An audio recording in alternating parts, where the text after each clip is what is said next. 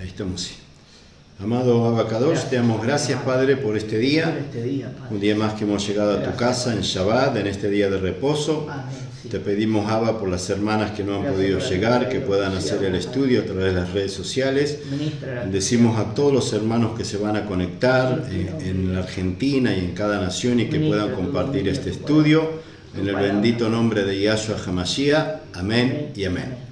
Bendiciones a todos. Estamos con el estudio Guarda los mandamientos y vivirás, parte 8. Vamos a leer hoy un versículo que en realidad lo tenemos que leer todos los días y me olvido. De Proverbios 4.4. Proverbios 4.4. En cada estudio al inicio debo leer este versículo porque así lo había puesto el Padre en mi corazón. Y bueno, en las 7 partes anteriores me olvidé de leerlo. Proverbios capítulo 4. Versículo 4 dice: y él me enseñaba y me decía, retenga tu corazón mis razones, guarda mis mandamientos y vivirás.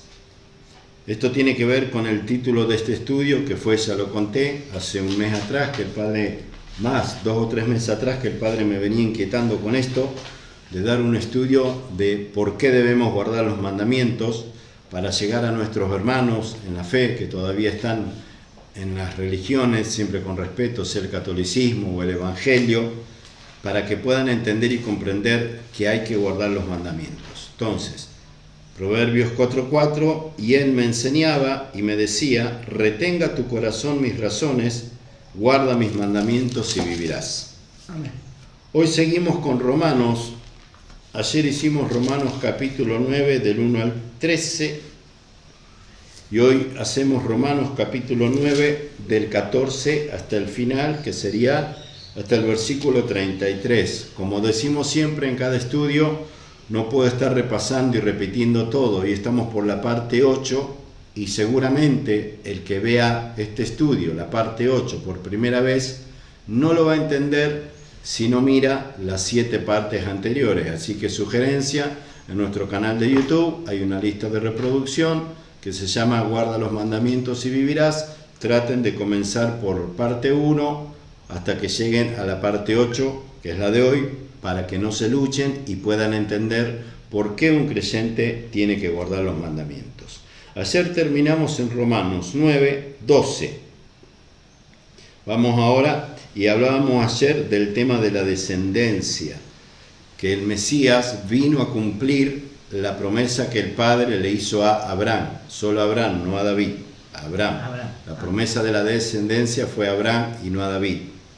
Solo a Abraham el Padre le prometió que de su descendencia sería como las arenas del mar. Y ayer recordábamos ese texto, por ejemplo, Romanos 9, vamos a leer 6, 7 y 8, pero ya vamos al versículo 14, dice, no que la palabra del Eterno haya fallado, porque no todos los que descienden de Israel son israelitas. Hablábamos ayer del tema de la descendencia. Ni por ser descendientes de Abraham son todos hijos. Por eso, un creyente que no entiende que debe ser descendiente de Abraham, se va a quedar porque el Mesías viene a buscar a la descendencia de Abraham, porque el Padre le prometió a Abraham que su descendencia sería salva. Entonces, nosotros como creyentes tenemos que entender que no debemos decir que somos o cristianos, o somos católicos, o somos evangelistas, somos descendientes de Abraham, y como descendientes de Abraham tenemos que hacer las obras que nuestro padre Abraham hizo. Todas las obras que nuestro padre Abraham hizo, las tenemos que hacer. Aún la circuncisión, pero es un tema que lo vamos a hablar más adelante. Recuerden que Abraham fue al primer hombre que el Padre le mandó a circuncidarse, porque la circuncisión es un pacto entre el Padre y en este caso Abraham. Y cuando el Padre le mandó a Abraham a circuncidarse, Abraham no era israelita, Abraham era iraní, fue llamado y sacado de la tierra de Urs, de los caldeos, una ciudad que todavía existe en Irán. Cuando el Padre le manda a Abraham a circuncidarse, ni siquiera existía la nación de Israel. Cuando el padre le manda a Abraham a circuncidarse, ni siquiera había un israelita.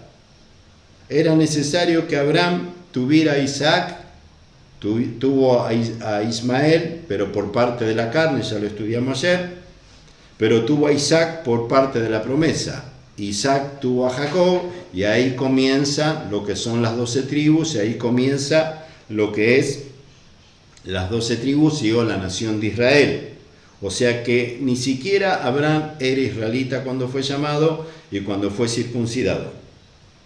Entonces, el 7, Romanos 9:7, ni por ser descendientes de Abraham son todos hijos, sino en Isaac te será llamada descendencia. Esto es, no los que son hijos según la carne son los hijos de Dios, esto lo explicamos ayer, lo recordamos otra vez, no los que son hijos según la carne son los hijos de Dios, sino los que son hijos según la promesa son contados como descendientes. Entonces, para entender todos los que decimos ser hijos de Dios, si no entendemos que la Biblia toma como un hijo de Dios al que entiende que somos hijos de Dios por la promesa que el Padre le hizo a Abraham, y por añadidura somos descendientes de Abraham, ¿cómo no vamos a guardar los mandamientos? Si no guardamos los mandamientos,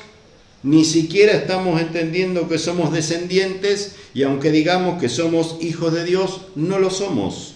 Romanos 9:8, esto es, no los que son hijos según la carne son los hijos de Dios, sino los que son hijos según la promesa son contados como descendientes. Ayer decíamos, lo repito otra vez, Romanos 9:8, para que se anoten, Romanos 8:5,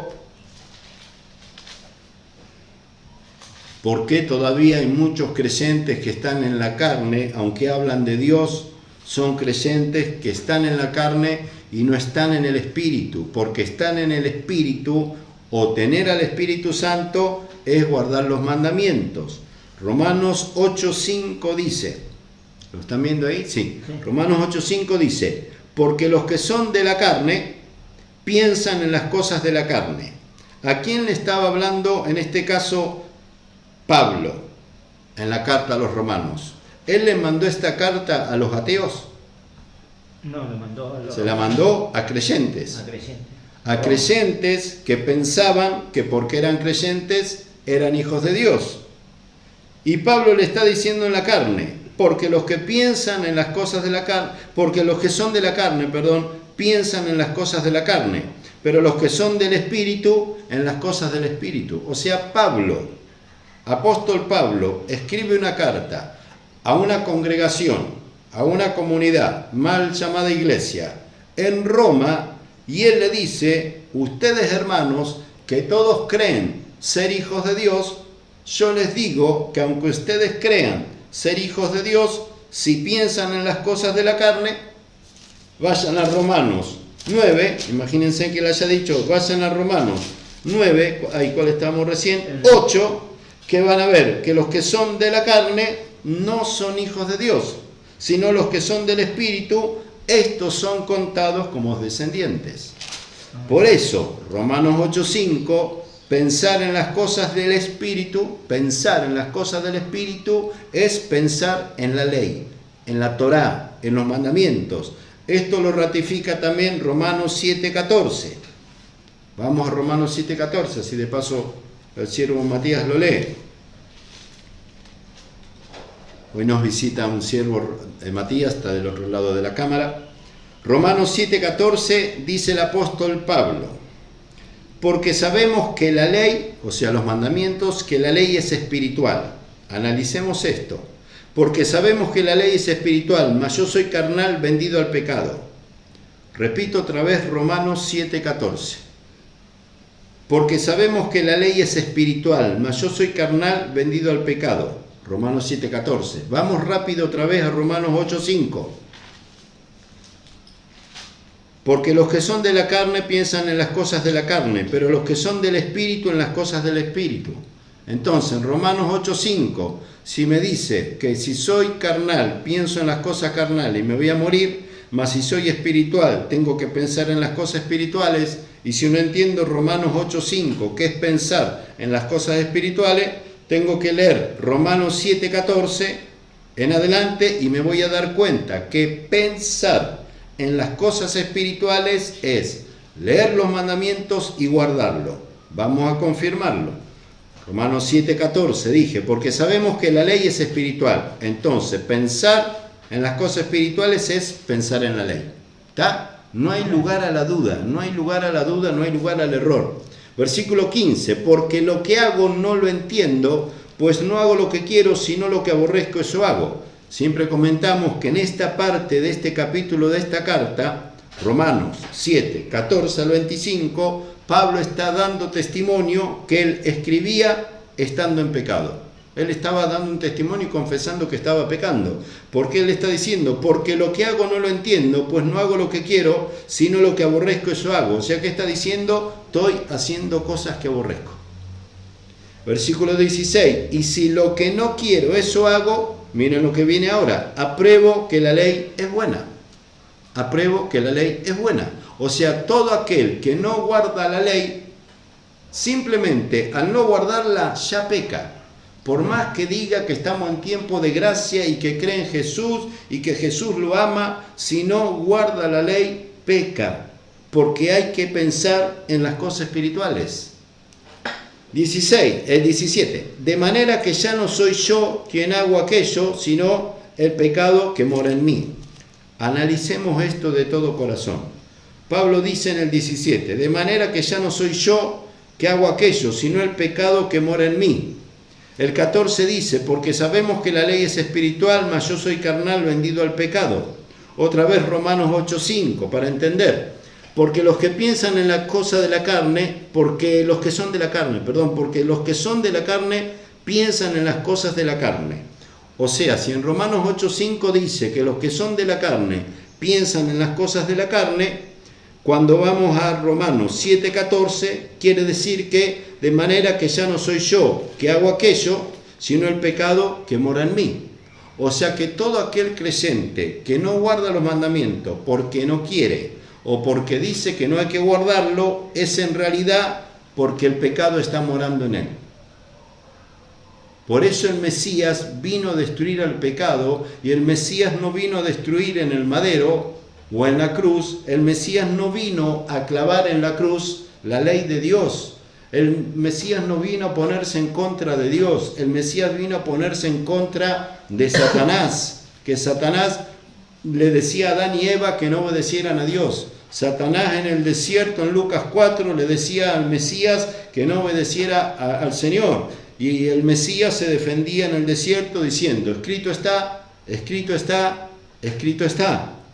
Por eso el mejor negocio de Satanás, el mejor negocio de Satanás en estos tiempos finales es seguir teniendo engañado a todo predicador que siga diciendo que porque estamos en tiempo de gracia solo hay que recibir a Jesús y no hay que guardar los mandamientos. Porque el que está en la carne no puede guardar los mandamientos. Entonces hay que hacerle entender a los hermanos que estar en el Espíritu es guardar los mandamientos. Y el único que hace entender eso es el Espíritu Santo. Romanos 7, 18, y yo sé que en mí, esto es en mi carne, no mora el bien, porque el querer el bien está en mí. ¿Y quién de nosotros, de los creyentes, podríamos decir, el bien no está en mí? Yo creo que la mayoría de los creyentes, no, quiero decir, o todos los creyentes queremos hacer el bien, o no, a no ser que sea un satanista encubierto que esté en una congregación, pero yo creo que la mayoría de los creyentes que han aceptado al Señor quieren hacer el bien. Seguramente tienen 20.000 luchas, pero quieren hacer el bien. Y hacer el bien, lo vemos aquí, que Pablo lo dice claramente, que hacer el bien es pensar en la ley, es guardar los mandamientos. Eso es hacer el bien. Para la Biblia, hacer el bien es guardar los mandamientos. 19. Porque no hago el bien que quiero, que era lo que él quería, versículo 14, porque sabemos que la ley es espiritual. O sea, él quería guardar la ley Y aquí está manifestando él que decía, quiero guardar la ley, pero el pecado está en mí y no me deja guardarla. 19, porque no hago el bien que quiero, sino el mal que mora en mí, eso hago. Y si hago lo que no quiero, ya no lo hago yo otra vez, sino el pecado que mora en mí. Así que, queriendo yo hacer el bien, hallo esta ley, que el mal está en mí. O sea, que la ley del pecado siempre está opuesta a la ley de Dios. 22, porque según el hombre interior me deleito en la ley de Dios. Romanos 7:22, amados hermanos cristianos, creyentes, evangélicos y católicos. Dice la palabra Romanos 7:22, porque según el hombre interior me deleito en la ley de Dios, pero veo otra ley en mis miembros que se rebela contra la ley de mi mente. Por eso que la ley de Dios está en nuestra mente y en nuestro corazón, pero si hay pecado en uno, el pecado se va a rebelar contra la ley de Dios y no va a permitir que guardemos la ley de Dios.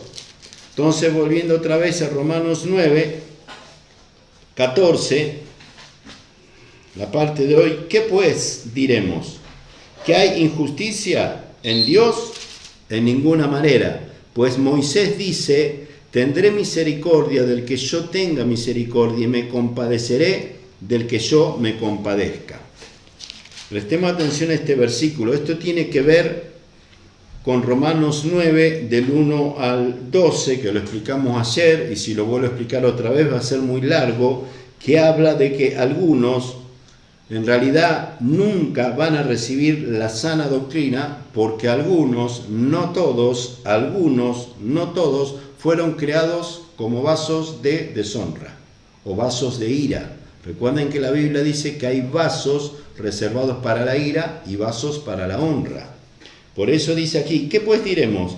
¿Que hay injusticia en el Eterno? En ninguna manera. Pues Moisés dice, para entender esto, o como el ejemplo que dábamos hoy con los siervos que están aquí, si tenemos dos almas, un creyente que está en una religión, pero es nuestro hermano, no deja de ser nuestro hermano, pero sabemos que está confundido. Y tenemos una persona del mundo que es ateo, que sabemos que no quiere recibir de Dios. Y el Padre nos dice, tenés una sola oportunidad, decidí a cuál le vas a predicar. Sin duda, a mi hermano que está en la religión, voy a tratar, en la doctrina de fe, y voy a tratar de rescatarlo a él, porque es mi hermano, confundido, pero es mi hermano, es mi familia, el otro no. Lo mismo, lo que hablábamos hoy, lo mismo está aquí en el versículo 15, cuando dice, pues, Moisés dice, tendré misericordia del que yo tenga misericordia. O sea, es lo que decíamos recién como ejemplo y como parábola. Dios tiene misericordia del que Él quiere tener misericordia. Por eso a veces le erramos como predicadores y vamos y predicamos y queremos que el hermano se convierta o el alma se convierta, y hay que orar y decir, Padre, tengo que ir a ese lugar. O tal vez estoy yendo yo por mi misericordia y en tu plan no está que yo esté en ese lugar, lo que hablábamos hoy. Por eso dice, tendré misericordia del que yo tenga misericordia y me compadeceré del que yo me compadezca. O sea, el Padre tiene misericordia del que Él quiere y del que Él no quiere, no. Es su voluntad. Y Él se compadece del que Él quiere y del que no quiere, no. Es su voluntad. Entonces también nosotros como hermanos, como creyentes, como siervos, tampoco tenemos que salir a las apuradas, a la corrida, decir, salgo y predico, evangelizo, Hay que orar y decir, Padre, ¿quieres que hoy salga? Guíame, ¿a dónde voy? ¿A dónde voy a sembrar tu palabra? Como dice la palabra, no tirar perlas a los chanchos. 16. Así que no depende del que quiere, ni del que corre, sino del Eterno que tiene misericordia. Entonces también hay que discernir eso, decir, pero el Padre tendrá misericordia porque capaz me la paso, como yo hoy le contaba un testimonio, 1 mes, 2 meses, 3 meses en la casa de una persona todos los días haciéndole liberación, nunca fue libre y el último día que fui casi me desmayo, llamaron a la ambulancia y cuando estaba a punto de desmayarme y la persona con respeto endemoniada atacándome, escuché la voz del Eterno que me dijo, no vengas más, no quiere cambiar, no lo puedo cambiar yo, lo vas a cambiar vos, no quiere cambiar, no vengas más, te está entreteniendo. Y uno ahí comienza a entender que a veces uno se mueve por emociones y no por el Espíritu Santo. Versículo 17, porque la Escritura dice a Faraón, miren, estrategias del Eterno, porque la Escritura dice a Faraón, para esto mismo te he levantado. O sea que el Padre levantó a Faraón para demostrar su gloria. Seguramente en aquel tiempo la gente no entendería, pero el desastre que hace con el pueblo del Eterno, 400 años cautivo. Y Dios, yo lo levanté con un propósito, porque en él voy a demostrar mi poder. Seguramente en esos 400 años, seguramente el pueblo no entendería, como muchas veces hoy en día nosotros no entendemos cosas. A veces pensamos que nos va a ir bien en un área y nos va mal y después decimos, pero ¿por qué? Si yo creo que hice todo bien, o hice todo bien, ¿por qué me fue mal? No sé, en el ministerio, con mi hijo, con mi hija o en el matrimonio, ¿por qué? ¿Y por qué? Y tratamos de culparnos nosotros mismos y sin darnos cuenta. Y si el Padre lo permitió, el Padre sabe por qué pasó las cosas. Si uno sabe que obró bien, aunque duela, hay que tratar de tener paz y no dejar que el enemigo nos juegue una mala pasada, como me pasó a mí en el área emocional. Y hoy estoy medicado y bueno, y tratando de entender y comprender que si las cosas pasaron, como en tu vida o en la mía, y el Padre las permitió, Él sabe por qué. Porque la Escritura dice a Faraón, para esto mismo te he levantado, para mostrar en ti mi poder y para que mi nombre sea anunciado por sobre toda la tierra. O sea que el desastre que hizo Faraón durante todos estos años fue permitido por el Padre para demostrar su poder y para que su poder y su gloria se conozca en toda la tierra. A veces nos cuesta entender en nuestra mentalidad, por más que seamos siervos, pero tenemos mentalidad humana, nos sigue costando entender los planes del Eterno. 18. De manera que de quien quiere tiene misericordia y al que quiere endurecer, endurece. Así que tratemos de no ser más buenos que Dios y tratar de ablandar a alguien que Dios se propuso endurecer. No lo vamos a ablandar. El testimonio que contaba uno mío, ¿no? Que a veces uno quiere ablandar y dice, y yo me voy con este, y terminamos perdiendo el tiempo, nos cansamos, nos agotamos, y esa fuerza y ese tiempo lo podríamos invertir y sembrar en un alma que verdaderamente está su corazón dispuesto. Por eso también para entender, él al que quiere, dice aquí, de manera que de quien quiere tiene misericordia y al que quiere endurecer, endurece. ¿Quién lo hace esto? El Eterno. Pero me dirás, ¿por qué pues inculpa?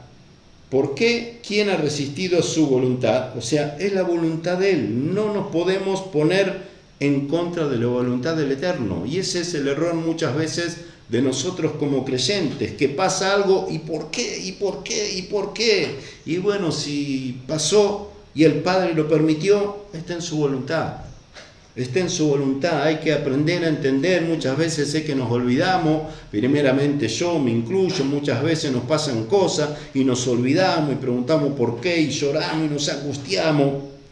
Si retuviéramos esta palabra diríamos, y bueno, y si fue su voluntad, ¿quién soy yo para criticar? Tenemos que creer que fue su voluntad. Mas antes, oh hombre, ¿quién eres tú para que alterques con el Eterno? Insisto, cuando pasan cosas, uno sin darse cuenta, al no entender que es la voluntad de Dios, sin darse cuenta, uno termina altercando con Dios y por lo general se demuestra en el cuerpo, que uno termina enfermándose, le pasan cosas y uno no entiende por qué le pasa y uno piensa, será el pecado, será esto, será lo otro, y si uno lo lleva a la palabra, y no será porque uno está altercando con Dios, porque no entiende que eso que pasó era la voluntad de Dios y uno sigue preguntando, ¿y por qué? ¿Y por qué? ¿Y por qué? Y Dios diría, dejá de altercar conmigo, fue mi voluntad. Si uno entendería, diría, listo, tenés razón, no me angustio más, no me medico más, un ejemplo, ¿no? No lloro más, no me entristezco más, me hago fuerte y bueno, no entiendo, pero fue tu voluntad, no voy a altercar más, no voy a estar todos los días preguntándote por qué. Mas, hombre, ¿quién eres tú para que alterques con el Eterno? Dirá, miren esto hermoso, ¿no? Dirá el vaso de barro al que lo formó, ¿por qué me has hecho así? ¿No? O, ¿por qué me haces esto? ¿No? Está diciendo, ¿por qué me pasa esto a mí? ¿Y qué está diciendo el Señor? No alterques conmigo, no discutamos con Él. O yo decir, ¿por qué me está pasando esto? ¿Qué me dice el Señor? ¿Qué te dice el Señor? Cerrar la boca. Si yo permití que pase, es por algo. Si yo permití que pase, es por algo. ¿O no tiene potestad el alfarero sobre el barro para hacer de la misma masa un vaso para honra y otro para deshonra? Entonces, mientras que no caigamos nosotros en el error de haber sido llamados como vasos para honra, si no guardamos los mandamientos, terminamos siendo un vaso de deshonra, como le va a pasar a muchos creyentes. Entonces, entendamos que si fuimos creados por Dios y si fuimos llamados para ser un vaso de honra, no cometamos errores como vaso de honra y terminemos siendo un vaso de deshonra. Es lo mismo que muchos son llamados y pocos escogidos. Es la misma parábola aquí. 22. ¿Y qué? Si Yahweh, queriendo mostrar su ira y hacer notorio su poder, soportó con mucha paciencia los vasos de ira preparados para destrucción, o sea, toda persona que no honra a Dios es una persona que la deshonra. Y tarde o temprano, aunque Dios la soporta, pero con paciencia, los va a destruir. Y esos vasos de deshonra son esas almas que nos atacan, que nos agreden, que nos hacen doler, que nos hacen sufrir, y que el enemigo quiere usar eso sabiendo que nosotros, siendo vasos de honra, si obramos igual que el vaso de deshonra, nos convertimos en un vaso de deshonra. Entonces nunca hay que olvidarse, a ver, Padre, tú me creaste, ¿soy un vaso de honra o vaso de deshonra? Vaso de honra. Bueno, los vasos de deshonra me están volviendo loco, me atacan esto y lo otro, si respondo igual me convierto en un vaso de deshonra. Seamos vasos de honra, aguantar y entender que si hay vasos, almas, hermanos, que nos atacan, siempre con respeto, pero llevado a la palabra, es el plan de Dios. Para que haya un vaso de honra, tiene que haber un vaso de deshonra. Para que exista el bien, tiene que existir el mal. Para que exista una persona buena, tiene que existir una mala. Es parte del plan del Eterno. 22. ¿Y qué? Si queriendo el Padre mostrar su ira, se lo dije, notorio su poder, soportó con mucha paciencia los vasos de ira preparados para destrucción y para hacer notorias las riquezas de su gloria. Las mostró para con los vasos de misericordia que Él preparó de antemano para gloria. Amén. Digamos y creamos que somos nosotros. Pero estudiando todo el libro de Romanos, amados hermanos queridos, específicamente si empiezan en Romanos 6, que habla del bautismo, una persona que nace nueva, en Romanos 6, que tiene que andar en vida nueva y tiene que guardar los mandamientos, Romanos 6, 7, 8 y 9, está certificando que un hijo de Dios que guarda los mandamientos es un vaso de honra. Como asimismo está afirmando que un hijo de Dios que no guarda los mandamientos, aunque fue llamado a ser vaso de honra, va a terminar siendo un vaso de deshonra y va a ser destruido. Fíjense, el que no entiende hoy, haga el estudio que está aquí en este canal, creo que es la parte 4 o 5, cuando estudiamos Romanos 6, que habla sepultados con el Mesías, resucitados con Él, para andar en vida nueva, para andar en las obras que el Padre preparó de antemano, y ahí explica de guardar los mandamientos. Entonces, siguiendo el análisis de todo el libro de Romanos, un creyente que dice ser vaso de honra, si no guarda los mandamientos, cree que es un vaso de honra, pero obra como vaso de deshonra, y si no cambia de doctrina, va a ser destruido. Versículo 23. 24, perdón. Y a los cuales también has llamado, esto es a nosotros. Otra vez, analicemos cuando la gente o los creyentes dicen, fui llamado, ¿no? O cuánta gente dice, ten el llamamiento, amén, amén, amén. Y se suele decir a la ligera, otra vez con respeto, en la doctrina evangélica. No hablo de las almas, hablo de la doctrina. Se suele decir en la doctrina evangélica, vení, te bautizás, listo, este ya tiene el llamado. Un llamado tiene que entender que es un vaso de honra. Un llamado que es un vaso de honra tiene que entender que es descendiente de Abraham. Un llamado que es vaso de honra y que es descendiente de Abraham tiene que entender que tiene que guardar los mandamientos. Si no, le va a ocurrir lo que dice en Mateo 22, parábola de las bodas, muchos son llamados y pocos escogidos. A los cuales también ha llamado, esto es a nosotros, no solo de los judíos, sino también de los gentiles, como también en Oseas dice, llamaré pueblo mío a los que no eran mi pueblo, en este caso a los ex gentiles, porque no somos más gentiles, otra palabra que siguen diciendo en la doctrina evangélica, siguen diciendo desde los púlpitos que son gentiles, que son gentiles, que son gentiles, y si siguen diciendo eso, no están entendiendo que fuimos llamados para ser pueblo de Dios. Y si somos pueblo de Dios, tenemos que entender, como dice Romanos 11:11, que fuimos injertados. Y si entendemos que nuestro llamado nos llama para ser parte del pueblo de Dios, somos israelitas, somos hebreos, somos descendientes de Abraham.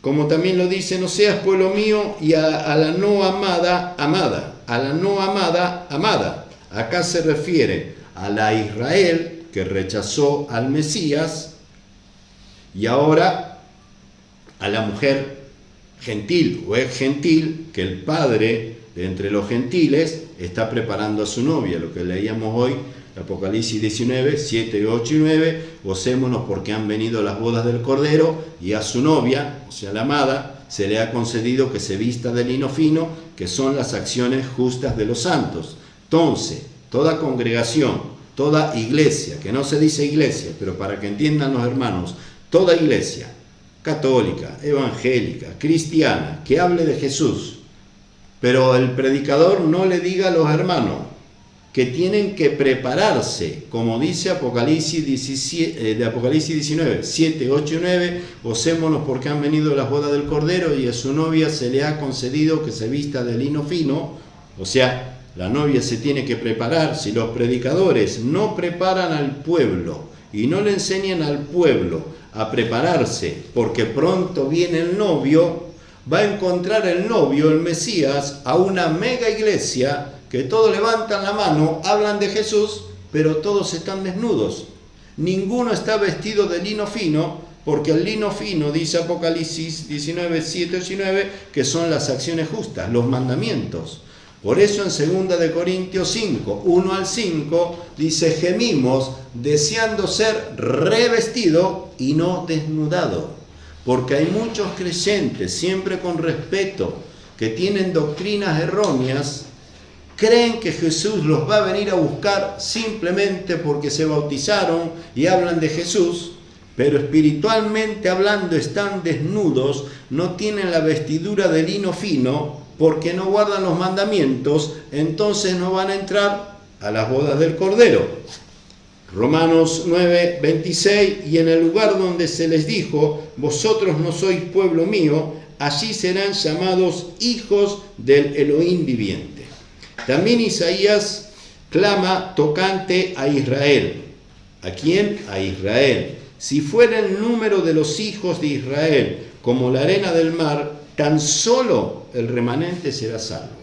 Fíjense en esto una vez más. En Romanos 1:5 dice lo mismo. Solo un remanente se va a salvar. Por eso, con mucho amor y con mucho respeto a todos nuestros hermanos católicos y evangelistas, salgan de esa doctrina. Apocalipsis 18, 1 al 4, el juicio a la gran ramera. En el versículo 4 dice, salid de ahí, pueblo mío. O sea que hasta el día de hoy, la gran mayoría del pueblo del Eterno está adentro de las religiones católica y evangélica que no tienen nada que ver con Dios y con Jesús.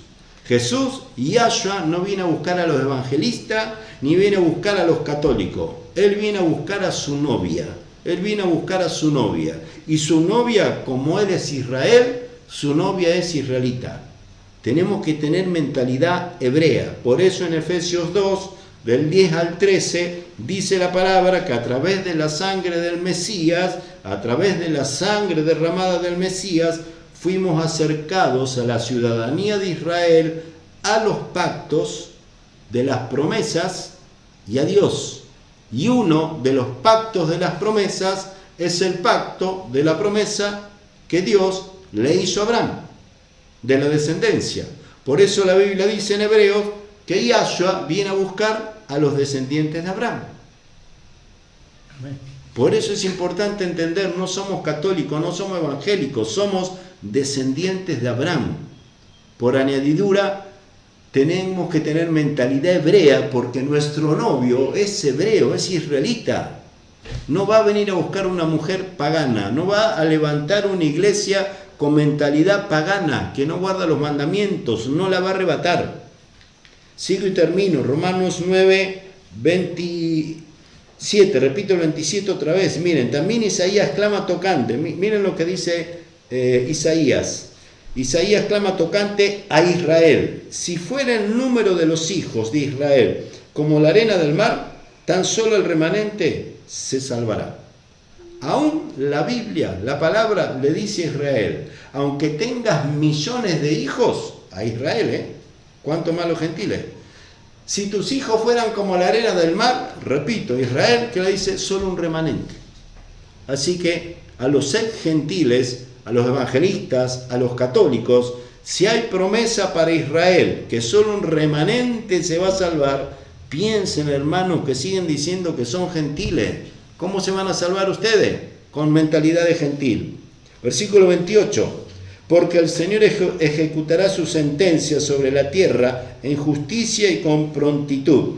Y como antes dijo Isaías, si el Señor de los ejércitos no nos hubiera dejado, miren, si el Señor de los ejércitos no nos hubiera dejado descendencia, otra vez, descendencia, como Sodoma habríamos venido a ser. O sea que no quedaría nadie. Como Gomorra. Sí, como Sodoma y como Gomorra. No quedaría nadie. Por eso esa promesa del padre Abraham, de la descendencia, por eso vino el Mesías para que se cumpla la promesa del Padre para con Abraham. El Mesías viene a buscar a los descendientes de Abraham. Así que somos abrahámicos, si está bien expresado, somos abrahámicos, descendientes de Abraham, y las obras que Abraham hizo las tenemos que hacer. Si el Señor de los ejércitos, como habríamos venido a ser como Sodoma y Gomorra, seríamos semejantes. 30. ¿Qué pues diremos? ¿Que los gentiles que no iban tras la justicia han alcanzado la justicia?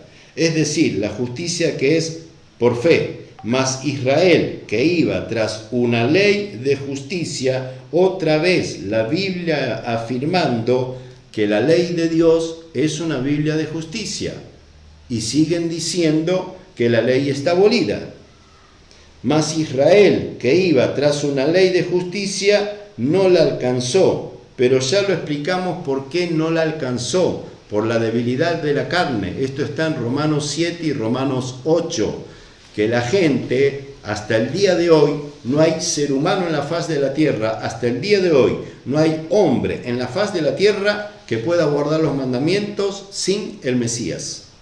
El Mesías vino para destruir al pecado que estaba en nosotros, para que ahora, sin el pecado, podamos guardar los mandamientos. Esto está escrito, no es invento mío, está en Romanos 7 y Romanos 8, que ya lo hicimos en los estudios anteriores, que como la ley era débil a causa de la carne, está en el estudio, la ley era débil a causa de la carne, a causa del pecado, a causa de la carne, a causa de la carne, entonces tuvo que venir el Mesías a destruir el pecado. ¿Para qué? Para que la carne, nuestra carne, sin el pecado, se fortaleciera y ahora sí pudiéramos guardar la ley. Amén. Entonces, ¿quiénes podemos guardar la ley? Los que verdaderamente tenemos al Mesías. Entonces, si uno dice, yo tengo a Cristo, pero como vivo en tiempo de gracia, no guardo la ley, aunque te enojes, tú no tienes a Cristo. No tienes a Cristo. Amén. Todo creyente que dice que tiene a Cristo, pero no guarda los mandamientos, no tiene a Cristo. No tiene a Cristo. Lean la palabra en Romanos 8 del 1 al 3. No tenés a Cristo si no guardás la ley. Y vas a ser condenado aunque hables de Cristo, porque dice, ninguna condenación hay para los que están en el Mesías. Estoy cerrando el ojo para acordarme, Romanos 8, 1, 2, dice, ninguna condenación hay para los que están en el Mesías. Los que no andan conforme a la carne, sino conforme al Espíritu. Y recuerden que andar conforme al Espíritu es pensar en las cosas espirituales. Y las cosas espirituales, Romanos 7, 14 al 25, dice que es la ley de Dios. Amén. Así que por más que un creyente diga, yo tengo a Cristo, porque Cristo me habla todos los días, pero no guarda los mandamientos, te hablará un espíritu de adivinación. Cristo no te va a hablar nunca hasta que tú no guardes los mandamientos. Hay que guardar los mandamientos, porque dice la palabra, hoy lo estudiamos con Matías, Juan 14, 15 en adelante, si me amáis, guardad los mandamientos, y vendré a vosotros y haré morada en vosotros. Si me amáis, guardad los mandamientos, y les prometo que volveré y los tomaré a mí mismo. Si me amáis, el que me ama, el que guarda los mandamientos verdaderamente, ese es el que me ama, dice. Y les enviaré al Espíritu Santo. Entonces el Espíritu Santo no puede estar, porque lo dice Juan, capítulo 14, del 15 en adelante, el Espíritu Santo no puede morar y no mora en un hermano, en un creyente que habla de Dios, pero no guarda los mandamientos.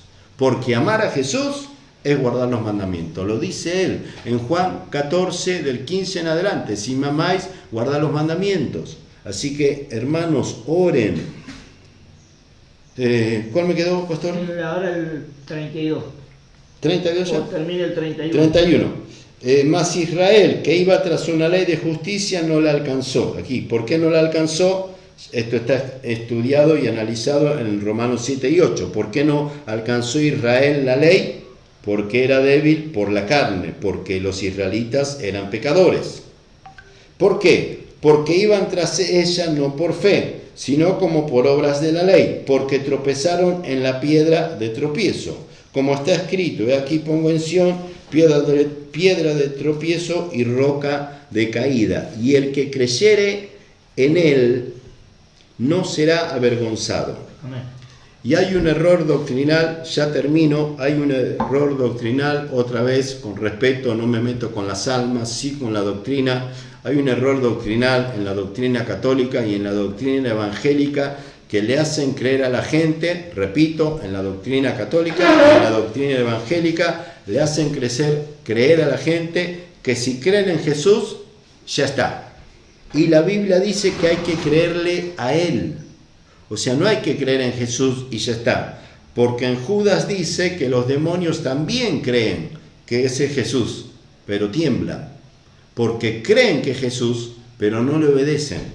Por eso a Jesús, a Yahshua, hay que creerle. La Biblia dice en Juan 1 que el verbo se hizo carne, o sea, la palabra se hizo carne. Entonces, ¿cómo puede decir un creyente que cree en Jesús o que conoce a Jesús si no conoce la palabra? Si no pone por obra la palabra. Poner por obra la palabra y guardar los mandamientos, eso es creer en Jesús y eso es obedecerle a Jesús, o sea, a Yahshua. Amén. Hasta aquí el estudio de hoy, me pasé 7 minutitos. Perdón, bendiciones, ya lo subo a YouTube. Muchas bendiciones para todos y compartan este estudio.